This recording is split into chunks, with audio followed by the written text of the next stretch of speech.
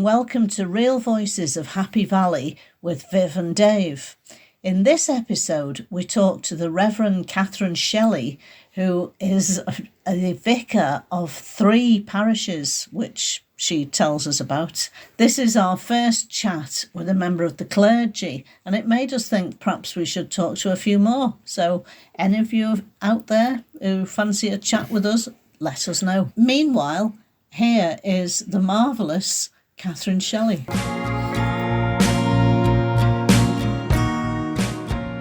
Welcome to episode 55 of Real Voices of Happy Valley. And today we're sitting in St Mary's Church talking to the vicar, the Reverend Catherine Shelley. Sorry, I couldn't remember your surname, I knew the first name. And she's not just vicar of here, so welcome, Catherine. Welcoming you to your own church, but you know what I mean, to our podcast. And perhaps you'd like to tell us where you are the vicar of. Thank you. Well, it's really fun to be involved in this.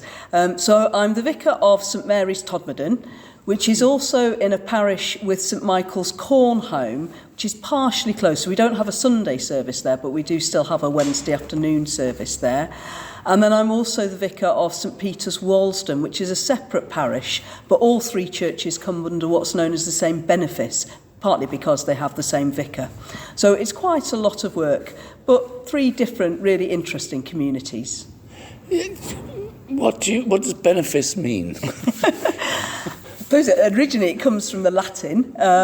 It's a group of parishes these days, but it's about, bene is about good and well-being, so it's about the well-being of the communities in the area. As in benefit. Indeed, yes.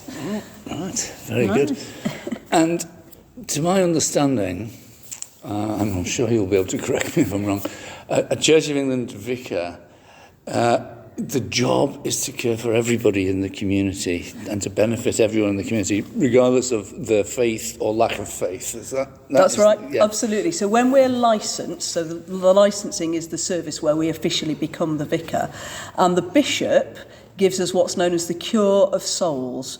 It's an ancient English word that actually means care. Mm-hmm. So we are here for anybody who wants to use the church, who wants to come in for a chat. Anybody who lives in the area is entitled to be married here if they want to, or if they've got what's known as a qualifying connection, so parents, grandparents, and so on. Anybody who dies in the area or has lived in the area is also entitled to have a funeral here or be buried down at the one burial ground left in Todmorden down at St Peter's Walsden. So there's a lot of ways in which we are officially we're known as the established church. Mm-hmm. And really what that means, that sounds grander than it really is, but it's about trying to be there for everybody who would like to come and use our services. Right. And can you give us an idea of some of the services? I'm aware things go on in the church that are not Sunday morning services. Indeed, I mean, I put on a gig here raising money for medical aid for Palestinians. You came to something to do with the book festival, Viv? Yes, yeah. Part of the book festival was here, and I've been to a choir here. Yes. Yeah, choir performance. And so it's we've only moved to Todd just over a year ago, but it's already featured a few times in our that's right. excursions, isn't it? And Music for the Many has put on things here. Put on things here but, as well. Do you want to talk us through some of the activities you do? The regular things in a week, obviously we do have services. We have an 8 o'clock and an 11 o'clock here on a Sunday, and then we also still have a service down in Walsden, currently at the cricket club because the church building itself is closed. So those are the Sunday services. We also say morning prayer here each day of the week, and those are live streamed so people can join us online as you go into work.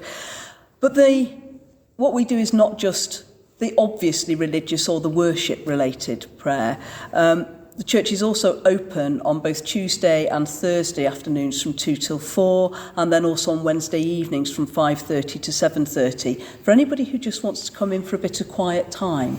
So there's no religious content. There are people around, volunteers who've done some training, who are happy to have a chat, whether that's about the history of the building or something more pastoral. So everybody is welcome to come in, and we are beginning to see visitors coming to take advantage of that. On a Wednesday morning, which is what we've just been doing today, we have choir practice. And again, we do have other visitors who come and have a look around while the choir practice is on. And if people want to come and hear a bit of free music, again, they're very welcome to do that while the choir are rehearsing. Obviously, at the moment, we're rehearsing for Christmas. Down in the crypt, underneath the church, which is accessible from the Burnley Road, we have a crypt cafe. So every Thursday lunchtime from 11 o'clock till 2, there's soup, sandwich, usually homemade baking, a lovely group of volunteers. We have different groups each week, but over the month, most volunteers volunteer at least once. And that is free. If people want to give a donation, they can, but we don't expect it. So again, it's really open to absolutely everybody, and we don't want income to be a barrier to that. Historically, the food bank started here as well. It's now down at Todd College, but there's still quite a lot of church members, including myself, who volunteer at the food bank as well. Effectively, the food bank outgrew what space St Mary's had, but it's really great to continue to maintain that link because it is an important part of our pastoral outreach. It is part of that care of the souls of everybody who needs some care in the area. We work a lot with the schools, so particularly the church schools, Todmorden C of E, which a lot of people know as National, and St Peter's, Walsden. Obviously, we have close connections with them because of the church links. But in fact, we work with all the primary schools. So we have them, we've got pretty much all the primaries coming in for Christmas concerts over the course of December, which is really exciting. And then we go into schools, or schools come in and do some RE lessons here. I'm going into St Peter's this afternoon, for example, to take an assembly, but I also do regular assemblies at National. So there's a lot of activity around the school side of things. And as has already been mentioned, there are also less regular things, so things that don't necessarily happen weekly, but we love hosting musical events. So each year there's a choral society concert, there's an orchestra concert, there's the Three Valleys Gospel Choir, there's music for the many. There's the folk festival, that's one of our great weekends, and we also try to get into the vibe of that, and so our Sunday morning service as part of the folk festival concentrates on folk type hymns as part of the service, and it's lovely to see people coming to visit for that as well. And we do have quite a number of members of our congregation who are now involved with the folk festival, with the Three Valleys Gospel Choir and so on. And it's a lovely way to sort of be a link around different bits of the community. Another link, which I'd like to be able to do more of, but because Incredible Edibles meet on a Sunday morning, it's quite difficult to get down. But what I try and do is one Sunday a month, usually the third Sunday of the month, I don't go down to St Peter's, but I go and have an hour or so with Incredible Edibles between the two services at St Mary's. And that's another thing we'd like to build up a bit. Obviously, we see quite a lot of families as well for what are known as the occasional offices. So it's things like baptisms, weddings, funerals. This last couple of Sundays, we've had some great baptisms. The Houston family from Walsden were here last Sunday. Captain of the cricket club came, half the cricket club came. And it's lovely to be able to be involved in the community in that way to help people celebrate really exciting things. Sadly, of course, we also do have funerals. We've got a few of those being planned over the next few weeks. But again, it's another way of caring and supporting, and we've certainly got church members, some of the volunteers who've joined now, are people who've been bereaved, they've come here for a funeral, they've realised there's other things going on, they've made friendships, and they've got involved in volunteering as one of the ways of working through their bereavement. So there's a whole lot of different ways in which not only do we serve, but we build community, and we're very welcoming to everybody who really feels that they can find a bit of a home here or wants to help, even if they're not religious. There are so many different ways that you can be involved. Finally, one other thing that's really quite fun, part of being the Church of England is you're part of bigger organisation. So as well as having the 3 churches in the Todmorden area, we are also partnering with Hebden Bridge, really to reach out to some of the LGBT community. We are very aware that quite a number of people have been hurt by churches and continue to be. There are quite a few of us who are a bit frustrated with the Church of England's position on things like same-sex marriages. But what we've wanted to do is to reach out and say, actually, church is a place even for those who felt a bit marginalised. I myself am gay. My church warden is in a same-sex marriage. So we try and live out that welcome by including people within the congregation and making it clear that people of every background and situation in life, if you like, is welcome here. But we have, because it is hard if you've been hurt by something to walk back in the door, we've also started to develop some specific special services for those who have felt it's just too hurtful and want to be able to meet in a smaller space to build up confidence and explore spirituality again. So the next of those actually is this Sunday at 5 o'clock, and it's Hebden's turn to host it this time. We alternate. It's a monthly service, first Sunday of the month, and we alternate between Todmorden and Hebden Bridge. So I suppose, a lot of people who don't go to church and don't have much of a, face-to-face relationship with the church would be surprised at how it's changed in the last 30 or 40 or whatever years. We're old enough to remember the controversy about female vicars. My background being Catholic. So still a long way from that happening. There. In fact, we had a friend who was a Church of England vicar in Oldham, and he decided to leave the church and was told, well, if you want to say it's because of women vicars, we'll pay for you to get another house, because obviously he was having to leave the vicarage because he was leaving. And he said, I can't do that. It's not true.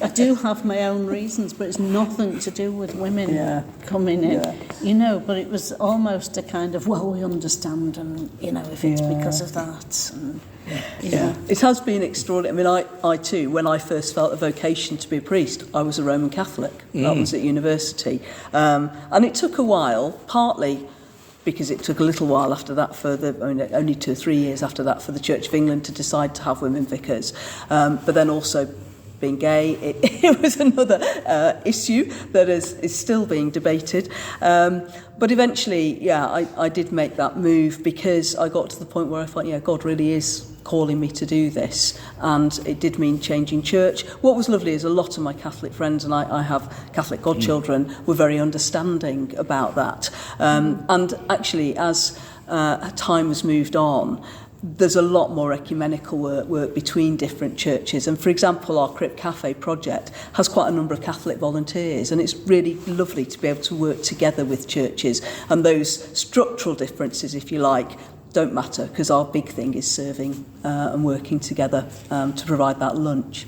Yeah, I think, I again, you can correct me if I'm wrong, I get the impression that it's people in authority in whichever church we might end up talking about who sort of want to draw lines and things, but people who just have the faith and go to Catholic or COV services are a bit more open-minded.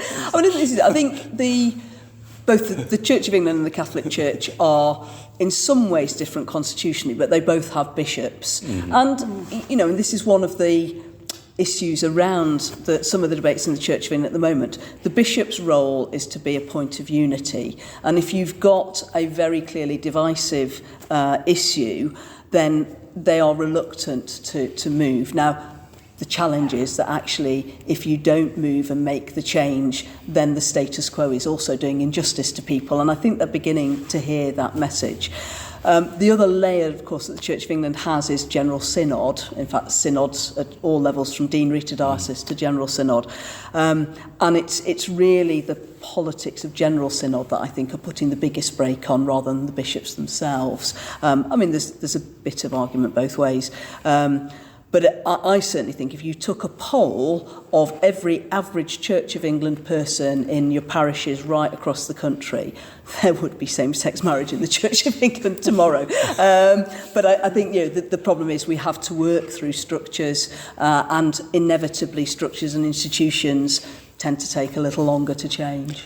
So how long have you been in Todmorden? I'll just call it that for all the parishes. Yes. Because, it gets a long mouthful, doesn't it? So how long have you been vicar? I arrived here in January of this year, so January 24. Very recent, so fairly recent, So I was ordained in Manchester Diocese 15 years ago now. Did my curacy, which is like the training bit, for 3 years there.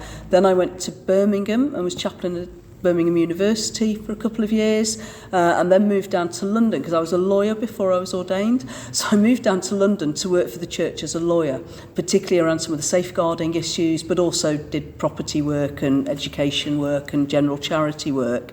And at the same time was what's known as a PTO. So I did my day job and was paid for being a lawyer in one of the big church firms, as it were. But then I also helped out at midweek communions at some of the City of London parishes. I have a really lovely link with St Bride's, Fleet Street. And then I also helped out at weekends in various parishes in Southwark, which is where I was living.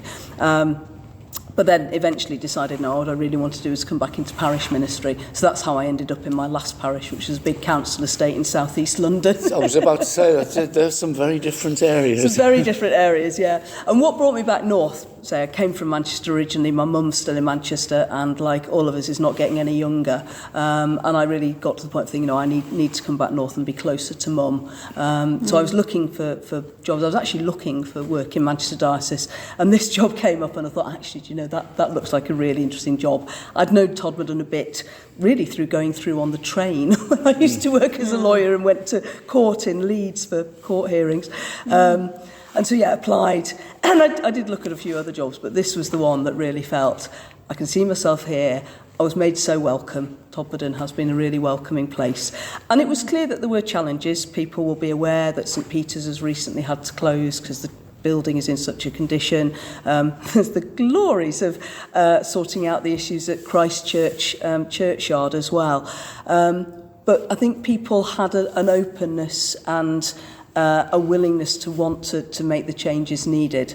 And that's what brought me here. And I'm really glad I've come, despite some of the challenges. And I presume you've been busy with the recent floods that have gone on in, like welcoming, being a space where people can come. To some extent. So on Sunday morning we did have people who couldn't get through to services in Hebden Bridge.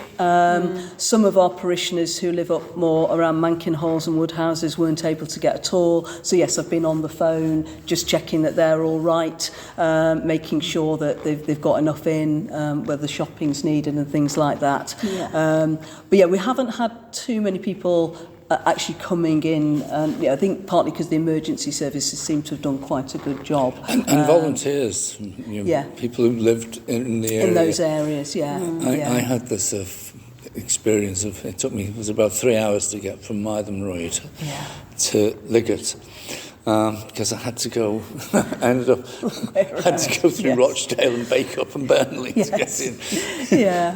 And all along the way, there were sort of people out clearing drains and things. And I did hear somebody complaining about the council should have known there was going to be a flood and things like that. But people actually just get on and do it and sort it as much as possible. And I'm sure some of the people who are involved in that in Walsden with churchgoers.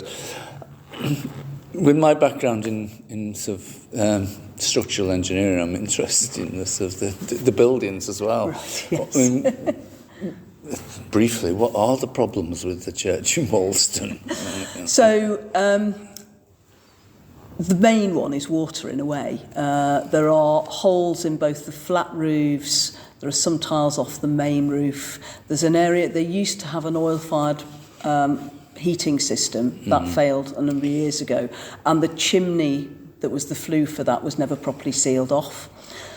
But there's also at the tower end, the tower badly needs pointing, and because it's not been pointed, or not adequately pointed, there's water coming through it. And at the bottom of the tower, there are fuse boards. So you've got an electric risk. There's also the risk of things falling now, because there hasn't been an adequate heating system in the church for over a decade. As the water has come in, the wood and the plaster have got saturated, so there's now a much more serious risk of wood failing, of plaster failing. Plaster is already falling. And there's bells in the clock tower. Now they are, even if the wood goes, there are iron struts underneath the bells, but the weights from the clock and various things have already fallen, and the floors of the tower are also rotten, again because of the damp. So really, if it is going to have a chance of being opened again, we need to put a heating system in that will dry it out. We need to waterproof the fuse boards, and we have looked at and got a bit of a quote for that. But the biggest thing is we need also to repair the roofs and get the spire pointed, and none of that comes cheap, because it requires, apart from anything else, it requires an awful lot of scaffolding. But we had a really good Monday evening. We had a very good meeting, public meeting, and there's a group of about 7 or 8 Walsden residents alongside the PCC members. PCC members are the trustees of any church, looking at working together to see if we can get together a business plan with any realistic hope of doing the work to reopen it. But it's not just doing the work to repair and reopen, it's also, because you're not going to get the money if you can't show that it's being used. So it's also looking at building a business plan for people who might want to use that building. Used to just be collections, and then outside would be a great big thermometer thing. Yes. I remember them. For the church roof. Yes. So we've moved on a bit since those days. And we still, in my last parish, I did a £500,000 building project, which had some similar features in terms of poor heating, roofs leaking, but it wasn't as serious as what's happened at St Peter's. It never got unsafe. And yeah, local fundraising is also part of the picture, because if you're going to apply to a grant-making funder, you need to show that local people are also doing things. You need your match funding. And that was a very poor community. The vast majority of the community were on benefits and struggling. And yet we managed to get enough support to do the local fundraising, enough to then go to some of the big grant funders and get funding from them. Whether we'll be able to do that in Walsden or not, I don't know. But the big thing is, at my last parish, there were things going on, 6 or 7 things every day of the week, 7 days a week. We haven't had that sort of footfall at Walsden. If we're going to have any chance of reopening the building, that's what's needed, is people committing to using it. Right. But people, in my experience, I used to work for a thing called Community Technical Aid, which is about repairing and creating community facilities. And the experience there was that if there's a room there, it'll get used, basically. Yes. Yeah. And the demand was frequently much higher than had been planned for. Yeah. So, you might find the same if you manage to get something open there. Yeah, I mean, one of the problems that St Peter's has also got is, and it's partly why the congregation fell off, is that it's up a hill. Obviously, we're up a hill at St Mary's, but you can at least get a car up. It's much more difficult to get a car up at St Peter's. So I think, as well as doing the repairs, if we're going to really make it work, we need to put some access in there as well. Yeah. And the other thing, and going back to something you said right at the beginning, you are talking about 3 quite different communities. They're all sort of next to each other. I mean, Cornholme is a couple of miles in one direction, Walsden's a couple of miles in the other direction from where they're sitting now. But they are quite distinct communities, aren't they? They've got their own very definite identities, and that's partly about things like the cricket clubs, the schools, and so on, as well as the church buildings. I think on the whole, Cornholme has got less in the way of community facilities. So the hope, when I arrived, or when I came for interview, and then when I arrived, I was told, you won't need to worry about St Michael's in Cornholme, because that's being sold. It's being closed. It's going to be sold off to a clog maker, actually. Oh, that's interesting. And over the course of this summer, sadly, over the course of the summer, sadly, that deal has fallen through. And so we're slightly back at square one. And funny enough, one of my next meetings today, after I've done an assembly at St Peter's, is to go up to Cornholme to meet some people who are involved in exercise and community development and see if there's anything we can do with working at St Michael's with them. Because that probably is financially a more depressed community than further down the valley. So my feeling is, again, if we can do that, there's less work, there is some work needed there, but there's less work needed there. And if we can use that to benefit that community again, that would be something that would be really exciting. But again, it is a question of money and community support and people able to use the building so that it can be maintained and sustained over the years. I work at Cornholme, actually, volunteer. Right. Yeah, at the library. Right, yes. Yeah, at the food bank there. Yes, yeah. The vast number of people there are just mums trying to... Yeah, families trying to make things together. And, yeah, exactly. Yeah. And, and men as well, but yeah, it's a nice community. Yeah.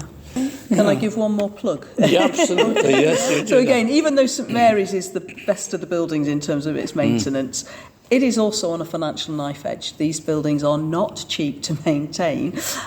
So we have got a Christmas fair this Saturday. So one way you can support it is also to come along to the Christmas fairs and things like that.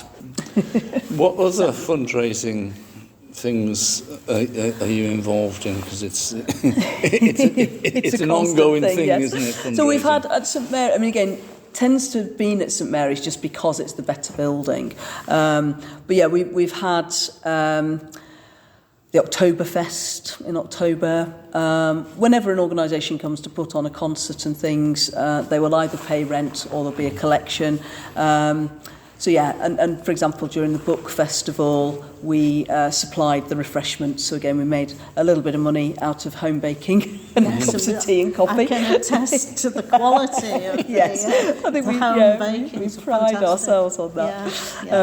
So a lot of it is events, and we get a few grant. I mean, I part of the job of being a vicar is also to know how to apply for grant funding. So, for example, we're looking at developing a new project for the crypt to reach out to families who are struggling, particularly sort of holiday times. So we've got a meal on the 30th of December for families, and that is funded by some grant funding and a bit of a crowdfunder as well, which has been quite exciting to see how that's grown. So yeah, it's a lot of different sources really. I have these spreadsheets with the grants, the events, the crowdfunder.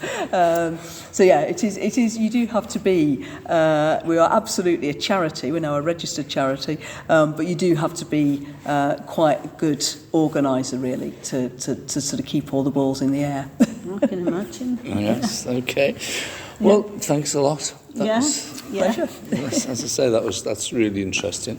Our podcast is about people who are getting off their backsides and doing things. I know it's your job to do that, but well done. Thank you.